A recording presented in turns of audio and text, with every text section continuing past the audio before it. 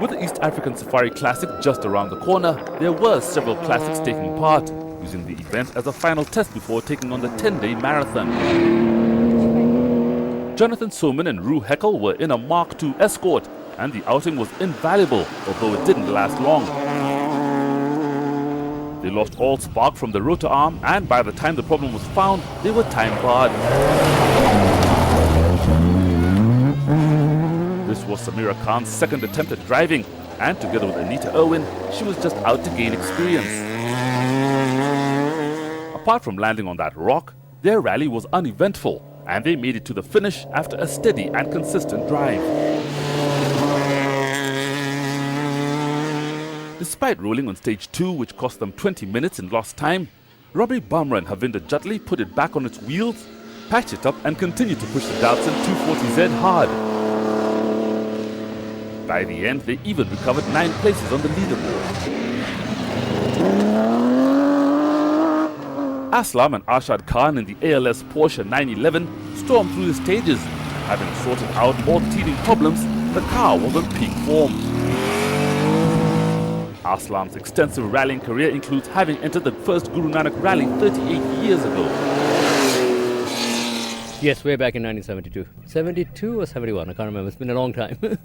And obviously you got your Porsche out because you're practicing for the very next event. That's right, yeah. And in fact, we are not even using the pace notes in this rally. We just made danger notes so that we get used to the danger notes of this fire rally. They have already won the Classic Car Cup, and finishing this rally simply put them even further ahead. As expected, the fastest of the classics were Alistair Cavan and Gavin Lawrence in the Mark II Escort.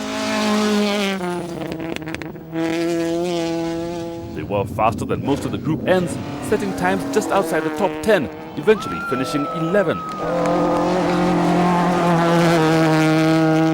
The other category that was interesting to watch were the 2 SPVs entered.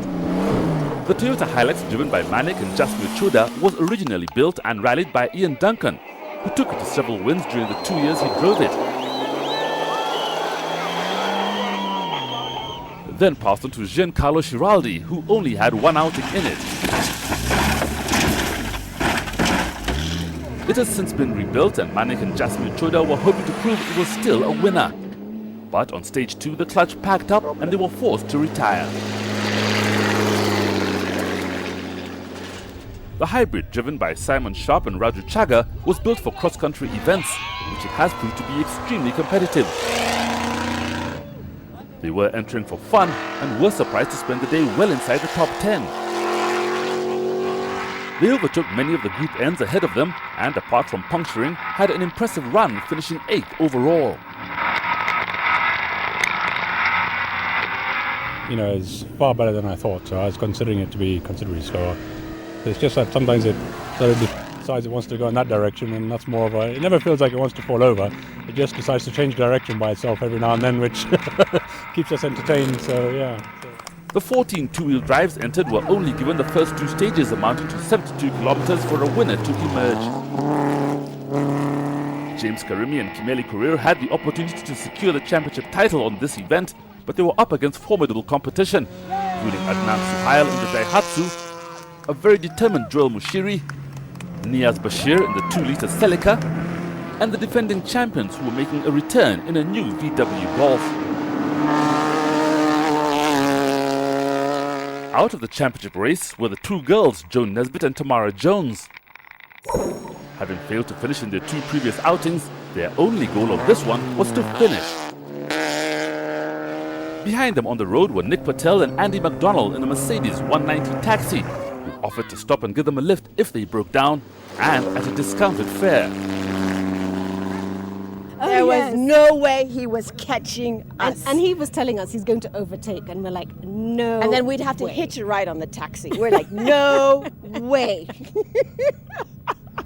As it was, they didn't need the ride, as the Tercel stayed reliable to the end, and they kept it on the road, ecstatic to not only finish, but also take 7th.